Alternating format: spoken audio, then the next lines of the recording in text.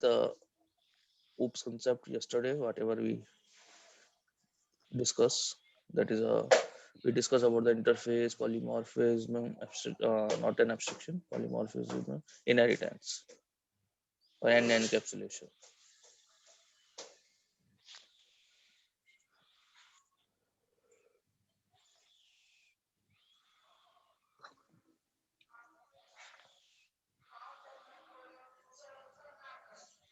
Hmm.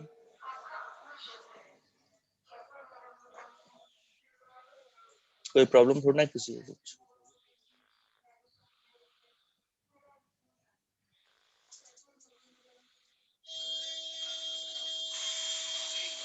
No, sir.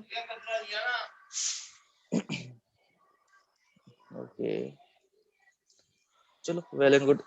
तो आज अपन abstraction देखते हैं.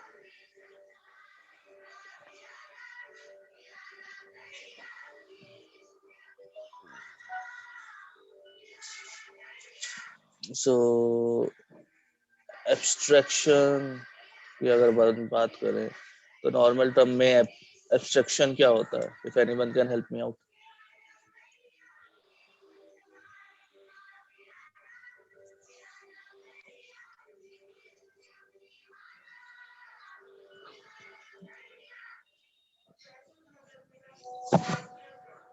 एब्स्ट्रक्शन क्या होता है, किसको बोलते हैं?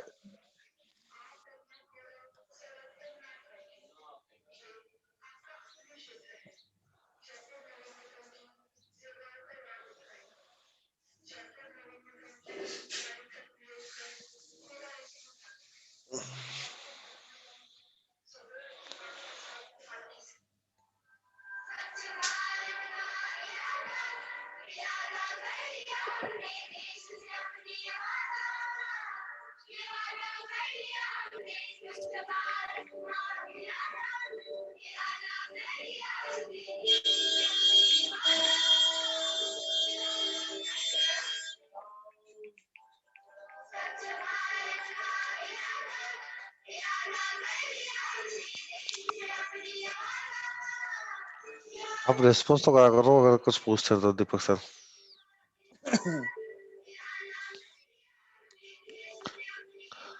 Hello, Yes, sir. क्या होता है एब्स्ट्रक्शन? कॉलेज टाइम में पढ़ा होगा ना आपने. सर शायद वही आए थे. लिमिटेड डाटा को हम लोग बस एक्सपोज करते हैं, मतलब एक्चुअल इम्प्लीमेंटेशन को नहीं करते, लिमिटेड डेटा को एक्सपोज करते हैं पब्लिकली. ओके, तो चलो छोड़ो. So let's an what is an abstraction? So abstractions definition says कि मेरे पास 10 चीजें हैं लेकिन मुझे सिर्फ 3 चीजें ही एक्सपोज करनी है. तो उस चीज को करने के लिए मुझे क्या रिक्वायर्ड है? एब्स्ट्रक्शन. एब्स्ट्रक्शन का सिंपल सा मतलब होता है कि एब्स्ट्रैक्ट, जो एब्स्ट्रैक्ट रिलेटेड है वही अपन को दिखाना है, बाकी अपन को कुछ नहीं दिखाना. सो ऊप्स के अंदर एब्स्ट्रक्शन क्या होता है? दो टाइप से होता है. एक तो एब्स्ट्रैक्ट क्लास से होता है और एक इंटरफेसेस से होता है. ठीक है, अब मैंने एक क्लास बनाई.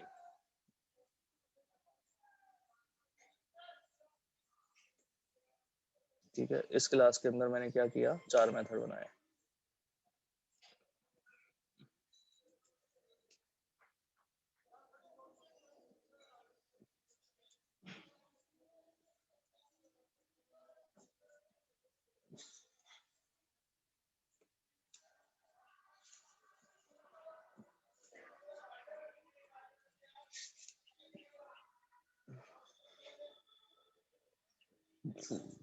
अब मुझे क्या करना है? इन चारों मेथड में से खाली मुझे 2 ही मेथड को एक्सपोज करना है. तो अगर मैं क्लास के ऑब्जेक्ट के साथ करूंगा तो मेरे चारों मेथड बाय डिफॉल्ट एक्सपोज हो जाएंगे क्योंकि सारे के सारे पब्लिक है. अब इस चीज को रोकने के लिए अपन को क्या करना पड़ता है? एब्स्ट्रक्शन यूज करना पड़ता है. तो एब्स्ट्रक्शन यूज कैसे करेंगे? या तो इंटरफेस से या एब्स्ट्रैक्ट क्लास से. तो यहाँ पे अपन एक इंटरफेस बनाएंगे.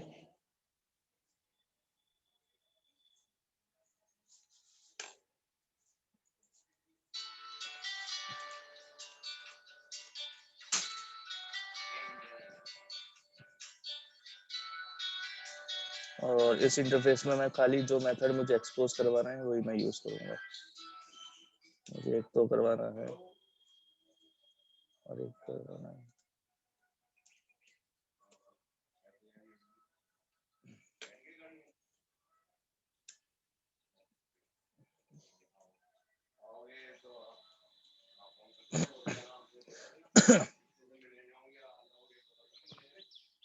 ठीक है, तो अब मैंने क्या किया, जो मेथड मुझे एक्सपोज करना है वो मैंने एब्स्ट्रक्शन के थ्रू एक्सपोज किया। अब इसको कैसे अपन यूज करेंगे,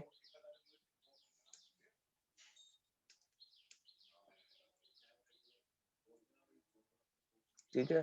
तो जब मैं ये इंस्टेंस बनाया, जैसे मैं ऑब्जेक्ट कॉल करूंगा तो मुझे खाली यहाँ पे डॉट लगाती दो मेथड दिखेंगे, एक तो ऐड दिखेगा और एक दिखेगा मेरे पास डिवीजन। इवन दो मेरे सारे के सारे मेथड पब्लिक है। सो इस प्रोसेस को अपन क्या बोलते हैं, एब्स्ट्रक्शन बोलते हैं। So we are what we are doing, we are hiding the data but we are exposing only that required data which is required by our client. तो ये चीज समझ में आ गई सबके? Yes yes sir. अब इसी सेम चीज को अपन को किसके थ्रू करना है, एब्स्ट्रैक्ट क्लास के थ्रू करना है। So we do have a class abstract, ठीक है। तो एक एब्स्ट्रैक्ट क्लास हो क्या होती है, एक क्लास जिसके आगे जिसके अंदर एक भी मेथड एब्स्ट्रैक्ट होता है उसको अपन एब्स्ट्रैक्ट क्लास बोलते हैं। और अगर अपन ने एक भी मेथड एब्स्ट्रैक्ट बना दिया तो अपन को क्लास के आगे एब्स्ट्रैक्ट लगाना पड़ेगा, एब्स्ट्रैक्ट क्लास और क्लास नेम। इस क्लास के अंदर आपके डिफाइंड मेथड भी हो सकते हैं और एब्स्ट्रैक्ट मेथड भी हो सकते हैं। जैसे डिफाइंड मेथड अपने बना लिया पब्लिक वॉइड हेलो,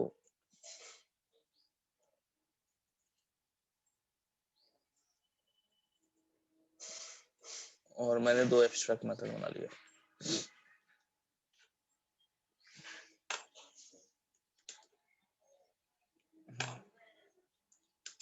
अब मुझे क्या करना पड़ेगा, एब्स्ट्रैक्ट क्लास का ऑब्जेक्ट डायरेक्टली नहीं बनता तो इसको अपन को एक्सटेंड करना पड़ेगा इसकी चाइल्ड क्लास में। चाइल्ड क्लास के थ्रू ही अपन ऑब्जेक्ट क्लास एब्स्ट्रैक्ट क्लास को यूज कर सकते हैं।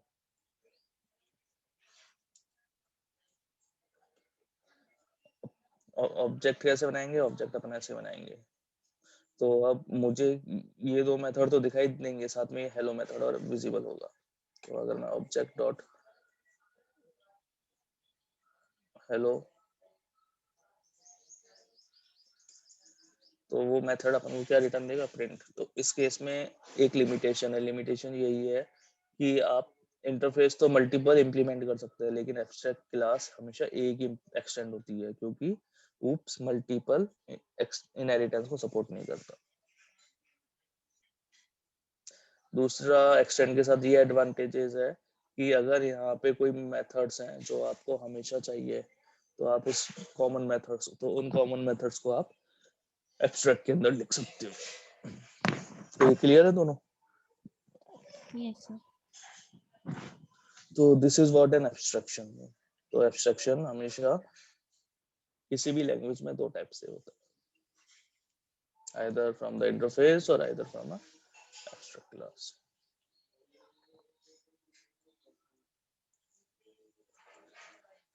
ठीक है, और ऑब्जेक्ट बनाना सबको आता ही है, ठीक है। और अब कुछ की पॉइंट्स है सेल्स फोर्स के अंदर। अपन एब्स्ट्रक्शन कर सकते हैं, ठीक है। अपन इनहेरिटेंस यूज कर सकते हैं, ठीक है। अपन एनकैप्सुलेशन करते ही हैं, ठीक है। और अपन पॉलीमॉर्फिज्म करते हैं दोनों।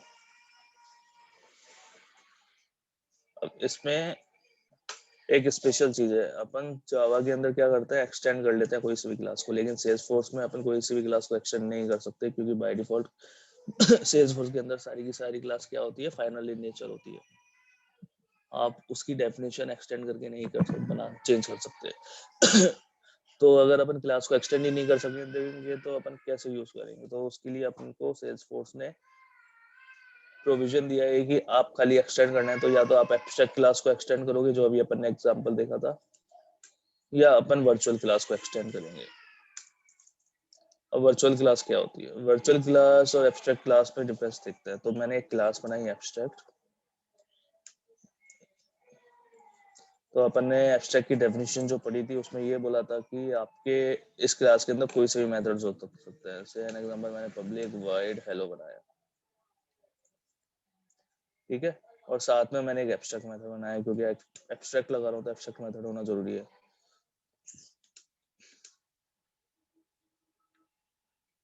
ठीक है। अब मुझे इस क्लास को यूज करना है तो सबसे पहले मुझे इस क्लास को किसी ना किसी चाइल्ड क्लास के अंदर एक्सटेंड करना पड़ेगा। क्यों? क्योंकि सेल्सफोर्स बोलता है कि आप वर्चुअल क्लास को डायरेक्टली, ओ सॉरी, एब्स्ट्रैक्ट क्लास को, उप्स बोलता है कि आप एब्स्ट्रैक्ट क्लास को डायरेक्टली आप इन्वोक नहीं कर सकते, उसका ऑब्जेक्ट नहीं बना सकते। सेकंड थिंग इज दैट कि आपने इसकी डेफिनेशन देनी होगी। जब, तो वो अपन कब देंगे? जब अपन इसको चाइल्ड क्लास के अंदर एक्सटेंड करेंगे, ठीक है। Whereas in virtual class, ये मेरे पास एक वर्चुअल क्लास है, उसका सिंटेक्स ये होता है वर्चुअल क्लास पी, इसके अंदर कोई एब्स्ट्रैक्ट मेथड नहीं होता, ठीक है। और इसके अंदर अपन को हर मेथड की डेफिनेशन डिफाइन करना पड़ता है। एक सेकंड, हाँ भैया, गुड मॉर्निंग भैया, गुड मॉर्निंग। अरे नहीं, पढ़ा रहा था।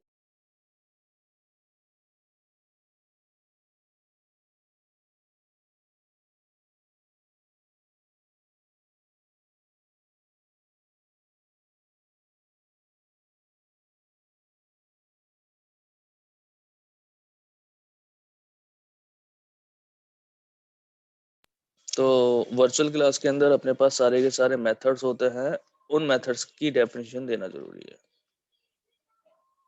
सो प्रिंट ए, प्रिंट बी,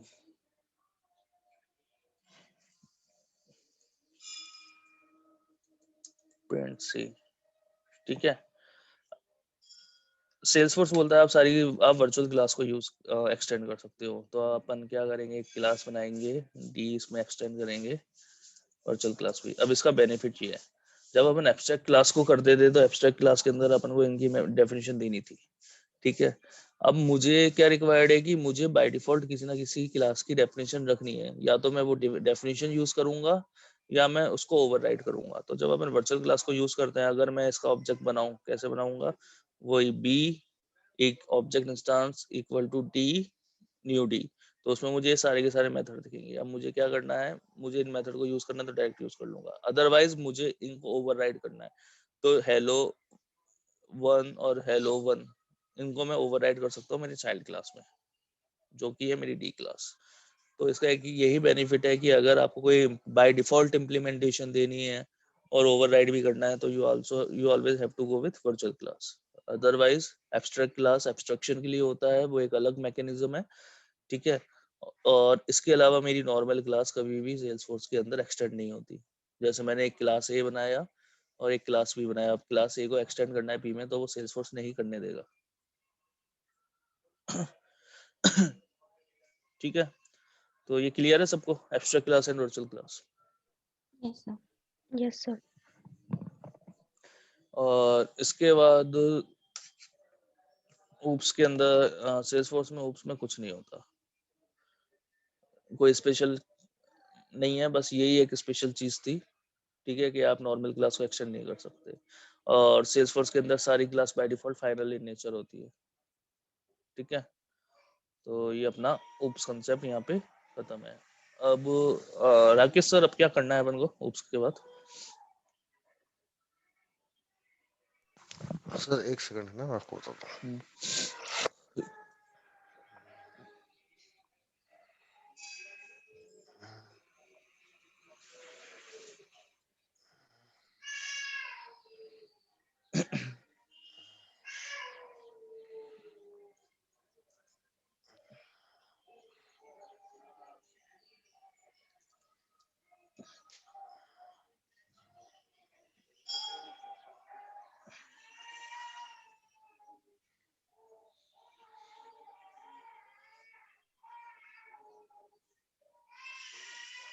मैंने आपको पिंक करा है, एक बार देखना। अभी ये सर उस पे चैट पे, इस पे नहीं, मतलब दूसरे वाले चैट पे।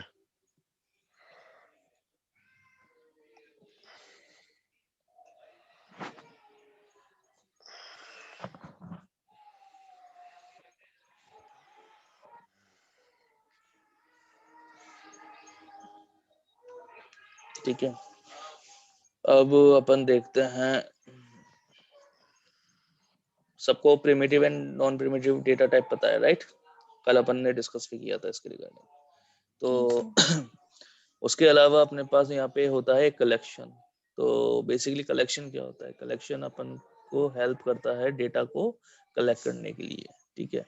अब अपने पास डेटा कौन कौन से होते हैं? डेटा अपने या तो प्रिमिटिव हो सकते हैं, या अपने नॉन प्रिमिटिव हो सकते हैं, या अपने यूजर डिफाइन हो सकता है, ठीक है। अब मुझे क्या करना है? प्रिमिटिव, नॉन प्रिमिटिव और यूजर डिफाइंड को कैप्चर करना है, कलेक्ट करना है, ठीक है। तो उसके लिए अपन को कलेक्शन यूज होता है। सेल्सफोर्स अपन को सिर्फ 3 ही कलेक्शन देता है, या तो आप लिस्ट बनाओ, या आप सेट बनाओ, या आप मैप बनाओ, ठीक है। लिस्ट, सेट और मैप, ये तीनों वर्क करते हैं अपने हैश टेक्नोलॉजी पे। ये हैश लिस्ट, हैश सेट और हैश मैप, ठीक है। इसके अलावा सेल्सफोर्स के अंदर अरे को छोड़ के और कोई कलेक्शन नहीं होता, ठीक है। और अरे कैसे बनाते हैं सबको पता है। Data type, square bracket, a equal to new string, again data. ये यहाँ पे अपन को उसकी इनिशियल लेंथ देने की जरूरत नहीं है, सेल्सफोर्स अपने आप हैंडल करता है, ठीक है। अब लिस्ट क्या होता है? List again it is a collection. So as an example, मैंने लिस्ट ऑफ स्ट्रिंग किया एल, ठीक है, और इसके अंदर मैंने डेटा को कलेक्ट किया, और वो किस, उस डेटा का टाइप किया स्ट्रिंग टाइप का। तो मैंने किया L dot add A, L dot add B, add method है लिस्ट के अंदर ऐड करने के लिए, एल डॉट एड सी। अब लिस्ट की कुछ स्पेशल प्रॉपर्टी होती है। पहली स्पेशल प्रॉपर्टी ये होती है कि इसका इंसर्शन ऑर्डर हमेशा मेंटेन रहता है। जिस ऑर्डर में आप लिस्ट के अंदर डेटा डालोगे, उसी ऑर्डर के अंदर आपको डेटा मिलेगा, ठीक है। लिस्ट के अंदर आप एक नल भी डाल सकते हो, ठीक है। उसके अलावा लिस्ट के अंदर अपन अगर डुप्लीकेट डेटा की बात करें तो वो डुप्लीकेट डेटा भी ऐड हो सकता है। तो अगर मैं करूंगा लिस्ट डॉट ऐड ए, तो ये भी ऐड हो जाएगा। सेट, सेट अपना कैसे बनता है? सेट भी सेम है, बस लिस्ट की जगह सेट लग जाता है, ठीक है। सेट की कुछ स्पेशल प्रॉपर्टी होती है कि सेट के अंदर आप जो भी डेटा डालोगे वो हमेशा यूनिक रहेगा।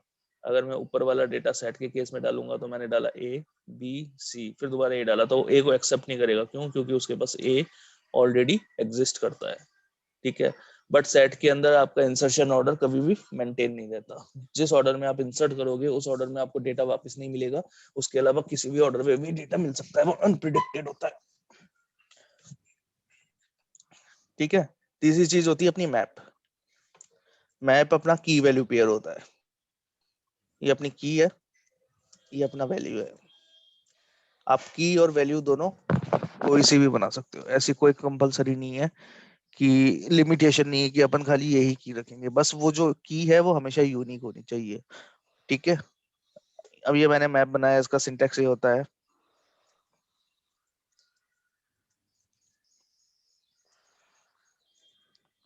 इसके अंदर अब अपन ने क्या किया है, की भी मैंने स्ट्रिंग टाइप की बनाई और वैल्यू भी मैंने स्ट्रिंग टाइप का बनाया। तो मैंने, और इसके अंदर अपन ऐड कैसे करते हैं, एम डॉट पुट, यहाँ पे अपनी की आती है, मैंने वाला की ए, और ये मेरा हो गया डेटा वन, ये वैल्यू हो गई, ठीक है। ये अपना पुट करने का हो गया। अब मुझे मैप से कुछ गेट करना है।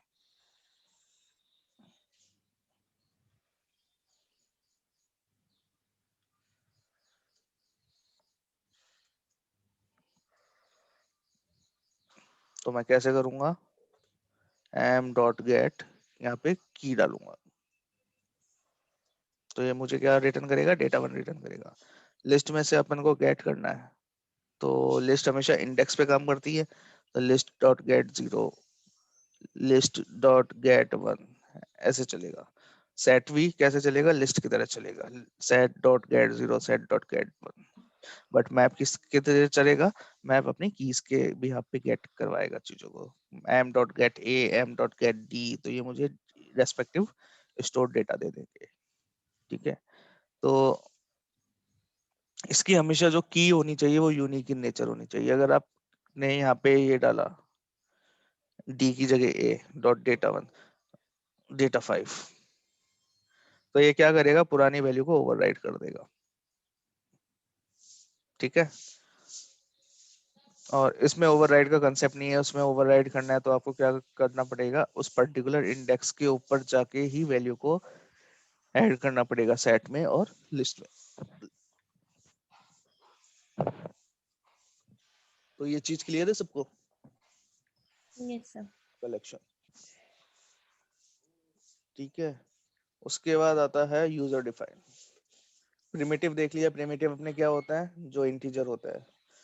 नॉन प्रिमिटिव क्या होता है, नॉन प्रिमिटिव अपने कई ऐसे होते हैं, फ्लोट, डेसिमल, जो कॉम्बिनेशन से बने हुए होते हैं। और यूजर डिफाइन क्या होता है, जो यूजर बनाता है। अब यूजर कैसे बनाता है, यूजर को एक डेटा टाइप बनाने के लिए क्लास का यूज करना पड़ता है। तो मैंने बोला एक क्लास स्टूडेंट, इसके अंदर मैंने बोला कि मैं एक स्ट्रिंग लूंगा नेम, एक इंटीजर लूंगा एज के लिए, और एक स्ट्रिंग लूंगा डिस्क्रिप्शन के लिए। ये मेरा user define collect data type बन गया। मुझे स्टूडेंट की इंफॉर्मेशन करवानी है तो मैं क्या करूंगा, इसका ऑब्जेक्ट इनिशियलाइज करूंगा और एस डॉट उसके एट्रीब्यूट्स के अंदर वैल्यू सेट कर दूंगा।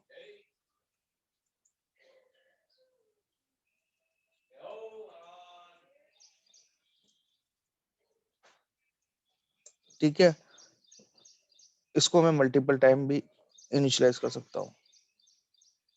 ठीक है, अब मुझे इसको कलेक्शन के अंदर डालना है। सो ऐसे एन एग्जांपल मुझे किसके अंदर डालना है, लिस्ट के अंदर डालना है। तो लिस्ट के अंदर डालने के लिए मुझे क्या करना पड़ेगा, इसका टाइप क्या लेना पड़ेगा, स्टूडेंट।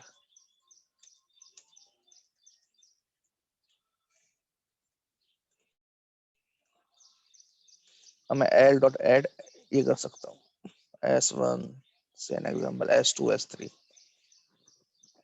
तो मेरा ये कलेक्शन किसका बन गया, यूजर डिफाइंड डेटा टाइप का बन गया। और यूजर डिफाइंड डेटा टाइप बनाने के लिए अपन को हमेशा क्या बनाना पड़ता है, रैपर क्लास बनाना पड़ता है। ये चीज क्लियर है सबको। Yes sir.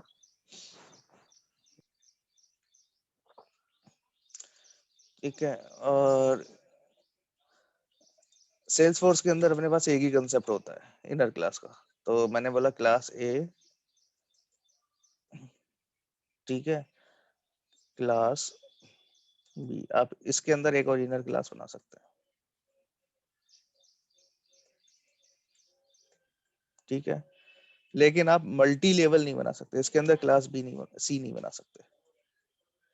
अगर ये अलाउ नहीं है सेल्स फोर्स में, बट ये अलाउ है। अगर आपको क्लास सी बनानी है यहाँ पे बनाओ, लेकिन वो मल्टी लेवल नहीं होनी चाहिए,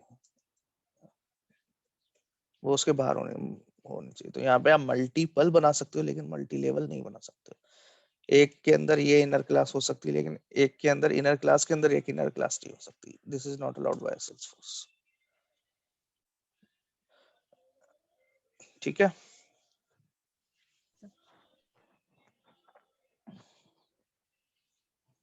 और इसके बाद अपन चलते हैं, लूप बता ही दिया था, कंडीशनल बता ही दिया था, लॉजिकल आपको सबको ही पता है कि greater than, equal to, less than, ये अपने लॉजिकल ऑपरेशंस होते हैं। और अर्थमेटिक ऑपरेशन में अपन प्लस, माइनस, डिवीजन, मल्टीप्लिकेशन करते हैं, और बहुत सारे ऐसे मेथड्स हैं जो अपन मैथ के ऑपरेशन यूज कर सकते हैं। ठीक है, अब अपने पास चलता है एक्सेप्शन हैंडलिंग। तो एक्सेप्शन हैंडलिंग अपन बाद में पढ़ेंगे। ठीक है, बट एक्सेप्शन होती क्या है, तो अपनी ऐसी कोई रन टाइम पे कुछ चीजें आ जाती हैं जो जिसको अपन हैंडल नहीं कर पाते और वो अनप्रिडिक्टेबल चीजें होती है। से एन एग्जांपल, मेरे पास एक नल पॉइंटर एक्सेप्शन कब आती है? जब भी मैंने किसी वेरिएबल को इनिशियलाइज किया नल से, लेकिन उसको मैंने री इनिशियलाइज नहीं किया उसके रेस्पेक्टिव डेटा टाइप से, उसके अंदर बाय डिफॉल्ट नल है और उस नल को मैं यूज कर रहा हूँ किसी ऑपरेशन में, तो मेरे पास वो क्या एक्सेप्शन फेंकेगा? नल पॉइंटर एक्सेप्शन फेंकेगा। ठीक है, तो ये एक्सेप्शन अपने पास आ गई, तो अपना जैसे एक्सेप्शन आती है तो अपना पूरा का प्रोग्राम क्या हो जाता है? ब्रेक हो जाता है, अनएक्सपेक्टेडली ब्रेक हो जाता है और अपने पास एक एक्सेप्शन थ्रो होता है। सो वो एक्सेप्शन क्लाइंट के लिए अच्छा नहीं होता, क्योंकि क्लाइंट कुछ ऑपरेशन परफॉर्म कर रहा है और डेवलपर मिस्टेक के कारण उसके पास एक अजीब सा वियर्ड सा मैसेज आया जिसके कारण उसका पूरा का पूरा प्रोसेस ही रुक गया। तो जैसे अब अगर अपन क्लाइंट अपना एक फॉर्म भर रहा है, एचटीएमएल फॉर्म, उस फॉर्म के अंदर 200 फील्ड्स हैं, उसने बड़ी मेहनत से बड़ा और जैसे सेव पे क्लिक किया और सेव करते ही उसके पास क्या आ गया? एक्सेप्शन आ गया। तो उसको क्या करना पड़ेगा? दोबारा सारी चीजें रिप्रोसेस करनी पड़ेगी। ठीक है, तो अब हमेशा प्रोग्रामिंग की बेस्ट प्रैक्टिस क्या बोलती है? आपको अपना कोड एक्सेप्शन फ्री रखना पड़ता है, उसके लिए आपको एक्सेप्शन की हैंडलिंग करनी पड़ती है। ठीक है, एक्सेप्शन की हैंडलिंग किस टाइप से होती है? Try catch. अगर कोई अपना एक्सेप्शन आ रहा है, ट्राई लगाया, ट्राई में अपना कोड लिखा, उस ट्राई के कोड के अंदर कोई एक्सेप्शन आ गया तो वो हमेशा कैच में जाएगा और कैच में अपन उसको हैंडल कर सकते हैं, बट और उसको मैसेज भी दे सकते हैं कि this is the exception we got. ठीक है, बट उस केस में उसका जो प्रोग्राम है वो अनएक्सपेक्टेडली ब्रेक नहीं होगा। ठीक है, तो ये अपन सारी चीजें हैंडल करेंगे एक्सेप्शन हैंडलिंग से। ठीक है, उससे पहले अपन को क्या करना पड़ेगा? एक वीएस कोड सेटअप करना पड़ेगा। Rakesh sir, hello.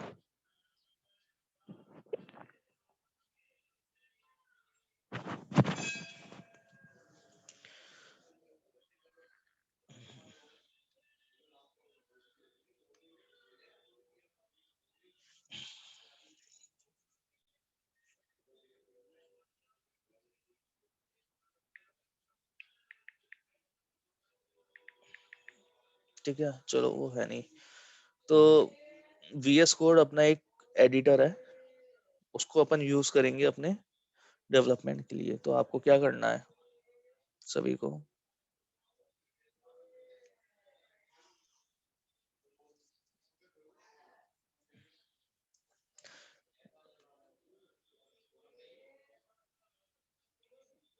ये अपना वीएस कोड है, विजुअल स्टूडियो कोड बोलते हैं, ये ओपन सोर्स है, फ्री है, ये आपको सभी को इंस्टॉल करना है।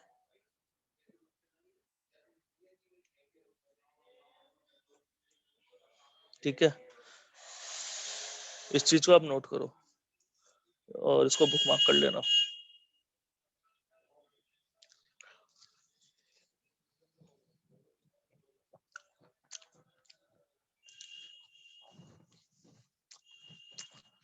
जब आप इसको इंस्टॉल कर लोगे तो आपका कुछ ऐसा दिखाई देगा।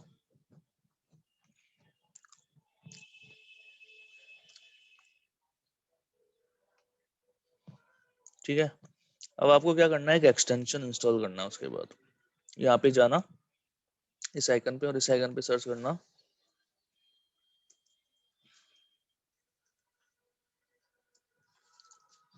सेल्सफोर्स एक्सटेंशन, ये वाला सेल्सफोर्स एक्सटेंशन पैक। इसको आप क्या करोगे? सब लोग इंस्टॉल कर लोगे। ठीक है,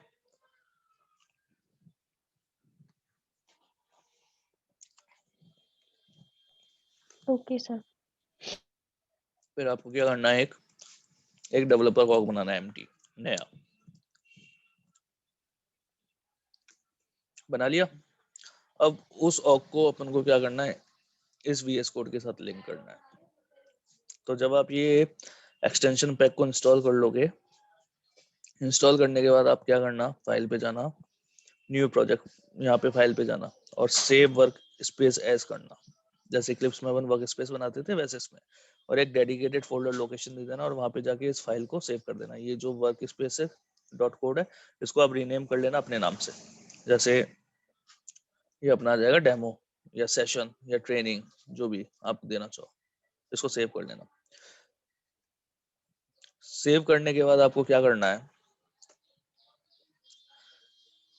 अब यहाँ पे कई चीजें देखो। सबसे पहले अगर अपन कंट्रोल ओ करते हैं तो ये फाइल की ओपन कर देता है। अगर मैं यहाँ पे करता हूँ कंट्रोल शिफ्ट ओ, तो यहाँ पे आप यहाँ पे फाइल को सेलेक्ट सर्च कर सकते हो, कुछ भी फाइल को, ठीक है। यहाँ पे कंट्रोल शिफ्ट पी के साथ ये अपना आ जाता है कमांड मोड में, ठीक है। आप इसको ऐसे भी कर सकते हो, कंट्रोल ई किया और ये वाला किया, ये अपना ऑटोमेटिक कमांड मोड में आ जाएगा, ठीक है। तो यहाँ पे जब आप ये इंस्टॉल कर लोगे तो उसके लिए बाद आपको क्या करना है, क्रिएट प्रोजेक्ट करना है, ठीक है। एक चीज और रह गई। VS कोड के बाद आपको क्या करना है, SFDX CLI को इंस्टॉल करना है, ठीक है। और SFDX CLI का ये रहा,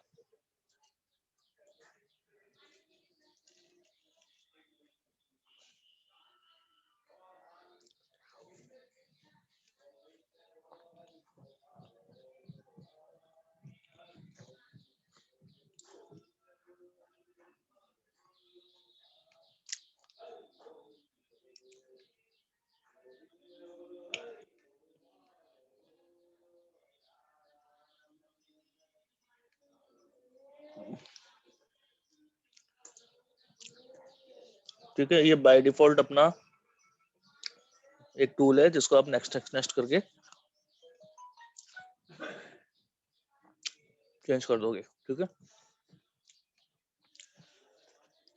असाइनमेंट के लिए आपको गिट भी इंस्टॉल करना है।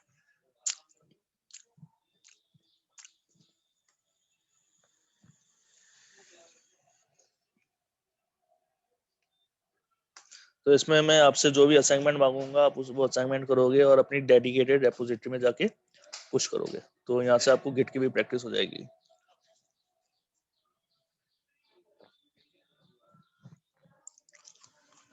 ठीक है।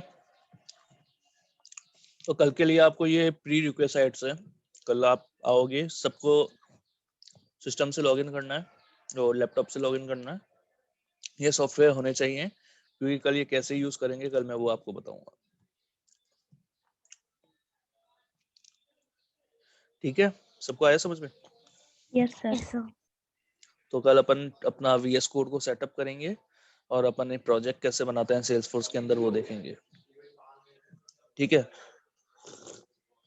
उसके अलावा अगर अपन को कोड यूज नहीं करना तो सेल्सफोर्स के अंदर अपने पास क्या आता है, एक डेवलपर कंसोल आता है। एक सेकंड।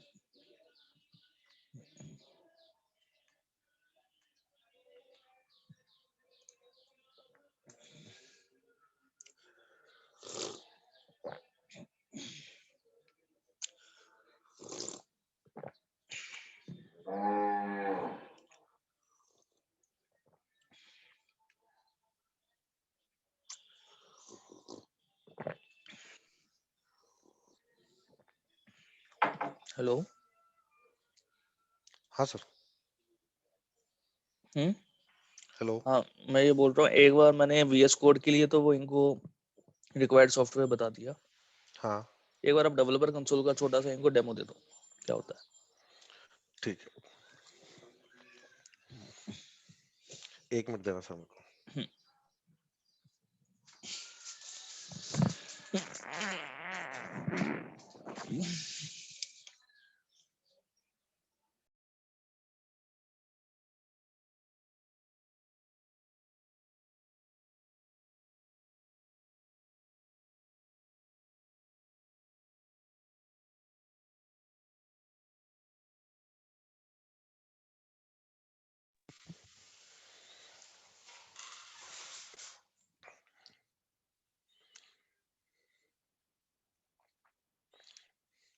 मेरी स्क्रीन विजिबल है सभी को? Yes sir. तो डेवलपर कंसोल यहाँ से अपन ओपन करते हैं। नेम के नीचे अपने पास ऑप्शन आता है डेवलपर कंसोल का। सारा कोड हम यहाँ पे कर सकते हैं। ओनली LWC जो लाइटनिंग के जो कंपोनेंट्स होते हैं लेटेस्ट वाले, जैसे ओरा वाले तो हम यहाँ पे डेवलप कर सकते हैं, लेकिन जो LWC वाले होते हैं उसके लिए हम VS कोड पे करते हैं, वो यहाँ पे नहीं होता। बाकी सारा काम अपना यहाँ से हो जाता है। ओके, इसमें नीचे 5 टेप्स आती है, विजिबल है आपको? ये होती है लॉग्स की टेप। जब भी मैं कोई काम करूंगा तो यहाँ पे एक लॉग जनरेट होता है। लॉग इन द सेंस कैसे, जैसे देखो मैं आपको बताता हूँ। जैसे मान लो मैंने अकाउंट का कोई रिकॉर्ड चेक करा है और इस पे अगर कोई प्रोसेस कॉल हो रहा होगा तो वो पीछे से आपका लॉग बनेगा उसका, ठीक है ना? तो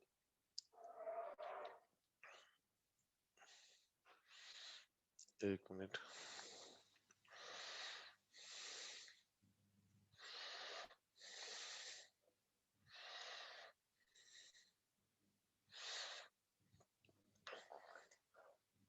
ठीक है, ये लॉग बन गया यहाँ पे कि मैंने इनलाइन एडिट के ऊपर कुछ जगह सेव करा है, राइट?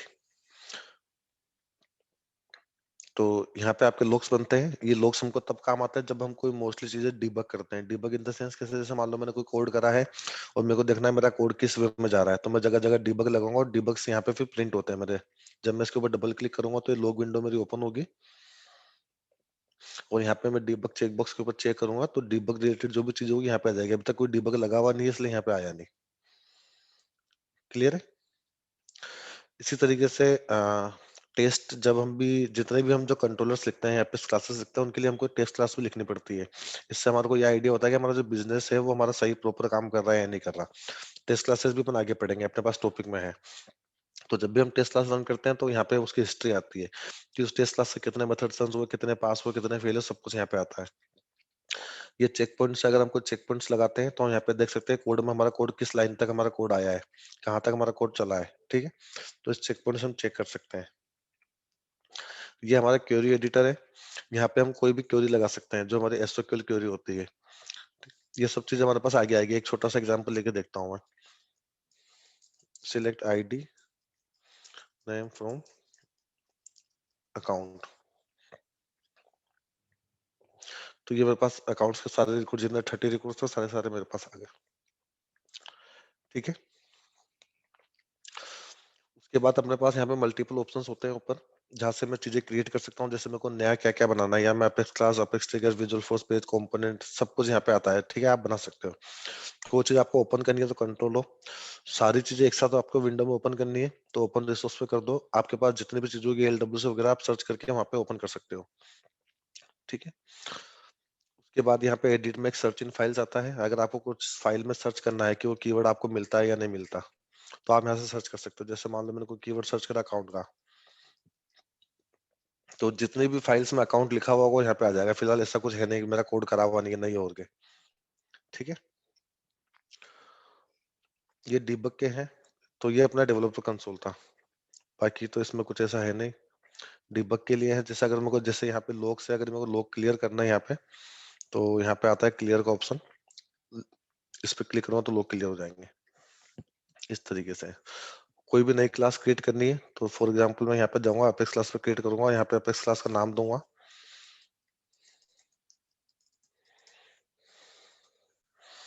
तो यहाँ पे मुझे क्लास क्रिएट हो जाएगी।